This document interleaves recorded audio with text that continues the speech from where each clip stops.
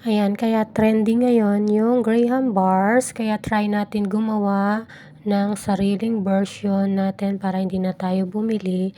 Ang kailangan lang natin dito ay Graham crackers and 1 cup ng cream and 1 cup ng condensed milk and half cup of chocolate chips. Pero depende sa inyo kung anong gusto nyo na ilagay. Ayan, ipa-cold po natin muna yung cream natin at condensed, tapos i-mix lang natin siya ng mixer hanggang mag-combine yung condensed at saka yung ating cream. Ayan, pag alam natin yung ating cream ay malambot, ilagay lang po natin siya ng 5 minutes sa freezer para po mag-set na hindi siya masyado malambot. Ayan po, malambot po yung gawa ko kaya nalagay ko po muna siya sa freezer. Pagkatapos, ilagay lang natin ang ating crackers. Yan, ang gusto nating crackers.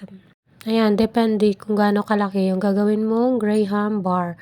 Ayan po sa akin, nilagay ko po siya na sa Tupperware na may foil para mas madali siya mag-set pag nasa freezer na siya. Ayan, na-arrange lang natin yung Graham crackers, tapos ilagay lang natin yung cream. Lahat po, kailangan po makapal yung paglagay ng cream para magiging bar siya. Pagkagat mo, medyo makapal. Ayan, lagay lang natin yung cream. Pagkatapos niyan, lagyan lang natin ng chocolate chips sa taas. Ayan, pagkatapos, ilagyan na natin ng chips and then cover mo na ng foil.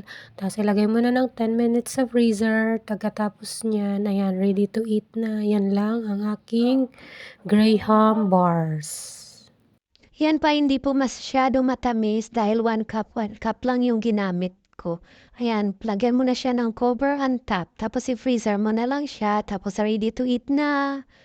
Thank you for watching.